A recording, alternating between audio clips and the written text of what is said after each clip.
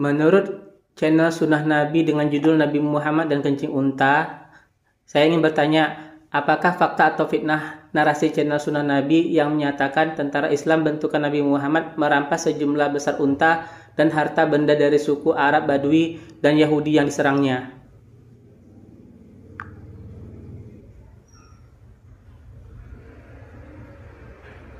Pernyataan bahwa Nabi Muhammad dan pasukannya merampas harta benda, termasuk unta, dari suku Arab, Badui, dan Yahudi yang diserangnya, seringkali merupakan bagian dari fitnah atau penggambaran yang tidak tepat tentang peristiwa sejarah. Dalam konteks sejarah peperangan zaman itu, penting untuk dipahami bahwa sebagian besar tindakan yang dilakukan oleh Nabi Muhammad dan umat Islam awal berhubungan dengan pertahanan diri atau upaya mempertahankan hak dan kebebasan beragama dari serangan pihak lain. Dalam banyak peperangan yang terjadi pada masa itu, perampasan harta ghanimah memang merupakan praktik umum di kalangan semua pihak yang terlibat perang, termasuk di luar tradisi Islam. Namun, Islam memberikan aturan yang sangat ketat mengenai pembagian harta perang, di mana harta yang diperoleh dari perang tidak bisa diambil sembarangan, melainkan harus dibagi secara adil, dengan sebagian besar diserahkan untuk kepentingan umat dan bantuan kepada fakir miskin. Peristiwa tertentu yang melibatkan suku Yahudi atau Badui, seperti pertempuran dengan suku Quraiza atau Banu Nadir, seringkali terjadi karena pelanggaran perjanjian oleh pihak lawan. Dalam hal ini, Nabi Muhammad bertindak sesuai dengan konteks hukum dan aturan pada zamannya, yang menetapkan hukuman bagi pengkhianatan. Perlu diingat, penting untuk merujuk pada sumber-sumber terpercaya dan memahami konteks sejarah secara mendalam sebelum menarik kesimpulan. Terlalu sering, interpretasi yang tidak tepat atau distorsi sejarah digunakan untuk menyebarkan fitnah. Apakah fakta atau fitnah narasi channel Sunnah Nabi yang menyatakan Nabi Muhammad menyalahgunakan kekuasaan? Pernyataan bahwa Nabi Muhammad menyalahgunakan kekuasaan adalah fitnah. Dalam sejarah Islam, Nabi Muhammad justru dikenal sebagai pemimpin yang sangat adil, rendah hati, dan tidak memanfaatkan kekuasaannya untuk kepentingan pribadi. Dia hidup dengan sederhana, meskipun dia memiliki kesempatan untuk hidup mewah. Banyak riwayat mencatat bagaimana Nabi Muhammad selalu mendahulukan kepentingan umat dan menekankan keadilan serta tanggung jawab dalam setiap tindakannya. Ketika memimpin umat Islam di Madinah, Nabi Muhammad membentuk Piagam Madinah, yang merupakan contoh awal pemerintahan yang inklusif, memberikan hak-hak bagi umat Islam, non-Muslim, dan berbagai suku di wilayah tersebut. Penting juga dicatat bahwa Nabi Muhammad selalu memegang prinsip-prinsip moral yang tinggi dan tidak pernah bertindak berdasarkan ambisi pribadi. Narasi yang menuduh beliau menyalahgunakan kekuasaan seringkali berasal dari interpretasi yang salah atau fitnah yang sengaja disebarkan untuk mendiskreditkan ajaran Islam. Untuk memahami lebih baik tentang kehidupan Nabi Muhammad, penting untuk merujuk pada sumber-sumber yang terpercaya dan melihat sejarah dengan konteks yang lengkap. Apakah fakta atau fitnah narasi channel Sunnah Nabi yang menyatakan Nabi Muhammad kaya karena perang dan pemaksaan jizyah?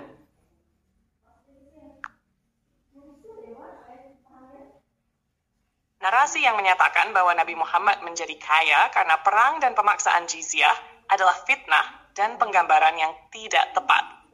Nabi Muhammad tidak hidup dalam kemewahan meskipun beliau memimpin umat Islam dan terlibat dalam berbagai peperangan. Bahkan, Nabi Muhammad dikenal hidup sederhana sampai akhir hayatnya. Riwayat menunjukkan bahwa beliau sering membagikan harta yang diperoleh dari perang atau zakat untuk kepentingan umat, terutama untuk fakir miskin dan mereka yang membutuhkan.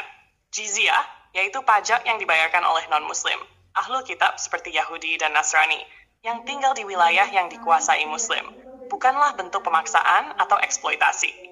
Ini adalah bentuk perlindungan bagi non-Muslim di wilayah Islam yang membebaskan mereka dari kewajiban militer, tidak harus ikut berperang, dan memberi mereka hak untuk tetap mempraktikkan agama mereka dengan damai. Praktik ini umum pada masa itu dan merupakan bagian dari sistem pajak dalam pemerintahan. Adapun mengenai harta perang, memang benar bahwa dalam peperangan ada harta yang diperoleh. Namun, harta tersebut dibagi secara adil sesuai dengan aturan Islam, di mana sebagian besar diserahkan untuk kepentingan umat. termasuk untuk mendukung mereka yang kehilangan keluarga, kaum miskin, dan lain-lain. Nabi Muhammad sendiri tidak mengambil keuntungan pribadi dari ghanimah ini. Jadi, narasi bahwa Nabi Muhammad menjadi kaya karena perang atau jizyah adalah tidak benar dan seringkali disebarkan tanpa memahami konteks sejarah dan ajaran Islam yang sebenarnya. Apakah fakta atau fitnah narasi channel Sunnah Nabi yang menyatakan Nabi Muhammad menyuruh suku Ukil untuk bersahadat agar mendapatkan bantuan dari Nabi?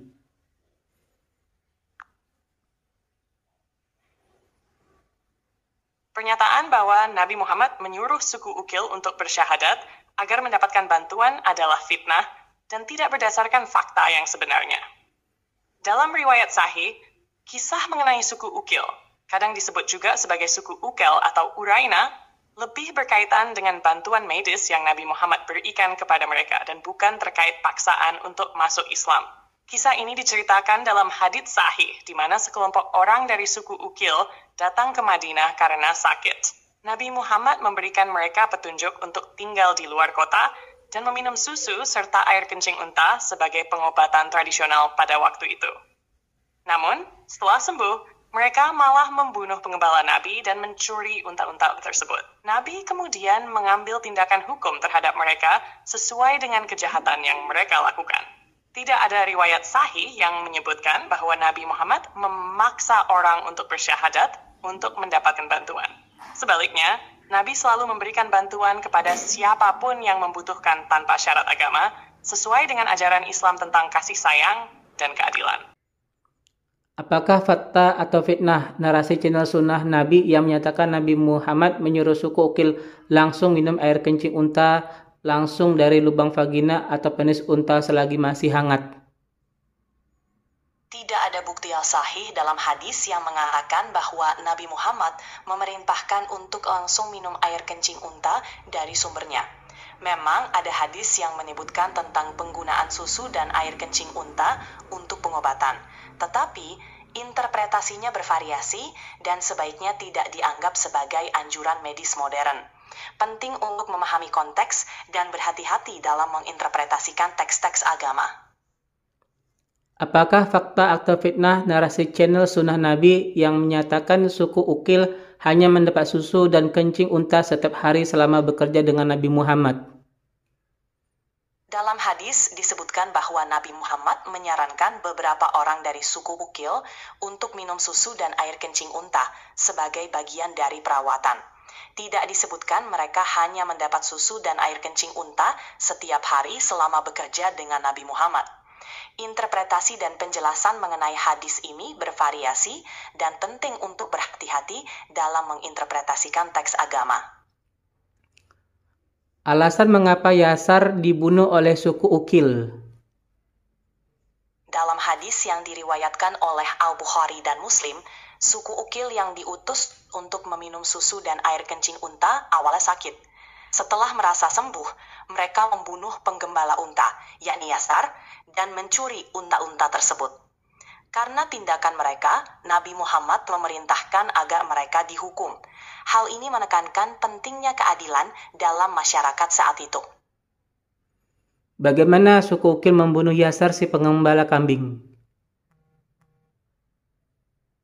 Dalam hadis, tidak dijelaskan secara rinci bagaimana suku Ukil membunuh Yasar, penggembala unta. Hanya disebutkan bahwa mereka membunuhnya dan mencuri unta-untanya. Hal ini menyebabkan Nabi Muhammad memerintahkan agar mereka dihukum atas tindakan mereka. Apakah suku Ukil mendapat balasan setimpal karena membunuh Yasar? Jelaskan kenapa setimpal. Ya, menurut hadis, suku Ukil yang membunuh Yasar, penggembala unta, menerima hukuman setimpal dari Nabi Muhammad. Mereka dihukum sebagai pembalasan atas pembunuhan dan pencurian yang mereka lakukan. Hukuman ini dianggap setimpal karena mereka melanggar hukum dan norma masyarakat pada saat itu. Apakah fakta atau fitnah narasi channel Sunnah Nabi yang menyatakan surah Al-Maidah ayat 83 sebagai ayat seram? Surah Al-Maidah ayat 83 tidak secara inheren menakutkan. Ayat ini berbicara tentang reaksi orang-orang yang beriman ketika mendengar kebenaran. Mereka menangis dan merendahkan diri kepada Tuhan. Mungkin beberapa orang menggambarkannya sebagai seram karena menggugah perasaan yang mendalam, tapi tidak ada yang menyeramkan dalam konteks ketakwaan dan penyerahan diri kepada Tuhan. Apakah fakta atau fitnah narasi channel Sunnah Nabi yang menyatakan Nabi Muhammad merampok unta-unta dari non-muslim? Tidak ada bukti sahih yang mendukung klaim bahwa Nabi Muhammad merampok unta dari non-muslim. Nabi Muhammad dikenal sebagai pribadi yang adil dan penuh integritas, dan tindakan merampok tidak sesuai dengan ajarannya. Beliau selalu mendorong perdamaian dan keadilan dalam berinteraksi dengan semua orang, termasuk non-muslim. Apakah fakta atau fitnah narasi channel Sunnah Nabi yang menyatakan Nabi Muhammad merampok di Qarqat Al-Qudr terhadap suku Ghafratan dan Banu Sulai? Peristiwa Didi Amr, juga dikenal sebagai The Al-Qad, yang melibatkan Bani Sulaim, adalah peristiwa di mana Nabi Muhammad mengirim pasukan untuk mengejar sekelompok orang dari suku Ghatafan dan Bani Sulaim yang telah menyerang sekelompok penggembala muslim dan mencuri unta mereka. Dalam peristiwa ini, tujuan Nabi Muhammad bukan untuk merampok, tetapi untuk memberi respons terhadap serangan dan pencurian yang dilakukan terhadap komunitas muslim. Apakah fakta atau fitnah narasi channel Sunnah Nabi yang menyatakan Nabi Muhammad membantai suku Yahudi di Banu Quraiza? Peristiwa di Bani Quraiza merujuk pada konflik antara komunitas Muslim Madinah yang dipimpin oleh Nabi Muhammad dan suku Yahudi Bani Quraiza pada tahun 927 Milad. Setelah Bani Quraiza diduga bersekongkol dengan musuh dalam pertempuran Khandaq, mereka dikepung oleh pasukan Muslim dan akhirnya menyerah. Menurut kecatatan sejarah Islam, hukuman yang diberikan kepada Bani Quraiza didasarkan pada keputusan Sa'ad bin Mu'adh, seorang pemimpin sekutu Muslim. Dia memutuskan bahwa para pria Bani Quraiza yang terlibat dalam pengkhianatan dihukum mati, sementara wanita dan anak-anak mereka ditawan. Kejadian ini sangat kontroversial dan berbagai pandangan telah muncul mengenai konteks dan implikasinya. Setelah menyatakan Nabi Muhammad perampok, menyalahgunakan kekuasaan, memaksa jizya, dan menyuruh suku Ukil minum langsung air kencing dari lubang unta, apakah channel Sunnah Nabi ini menyesatkan atau mencerahkan umat? Narasi yang kamu sebutkan tampaknya menyajikan pandangan yang kontroversial dan bisa dianggap menyesatkan. Penting untuk mendasarkan pemahaman tentang sejarah dan ajaran Islam pada sumber-sumber yang kredibel dan penafsiran yang sahih. Menyebarkan informasi yang tidak akurat atau keluar dari konteks dapat membingungkan atau menyesatkan umat. Selalu baik untuk merujuk pada ulama yang diakui dan literatur Islam yang terpercaya untuk memperoleh pemahaman yang lebih baik. Setelah menyatakan Nabi Muhammad perampok, menyalahgunakan kekuasaan, memaksa jizya, dan menyuruh suku Ukil minum langsung air kencing dari lubang unta, apakah channel Sunnah Nabi ini layak dijadikan pedoman atau pedoman hidup? Narasi yang kamu sebutkan tampaknya menyajikan pandangan yang kontroversial dan mungkin tidak akurat. Sebagai umat muslim, kita sebaiknya berhati-hati dalam memilih sumber informasi agama. Penting untuk merujuk pada ulama terpercaya dan literatur yang diakui untuk memahami ajaran Islam dengan benar. Informasi yang salah atau menyesatkan bisa berbahaya dan tidak layak dijadikan pedoman hidup. Selalu baik untuk mengecek keandalan dan niat di balik setiap sumber. Setelah menyatakan Nabi Muhammad perampok, menyalahgunakan kekuasaan, memaksa jizya, dan menyuruh suku Ukil minum langsung air kencing dari lubang unta, apakah channel Sunnah Nabi ini pantas untuk ditayangkan di sekolah seperti harapan netizen? Dengan konten yang terdengar kontroversial seperti itu, tampaknya tidak pantas untuk ditayangkan di sekolah.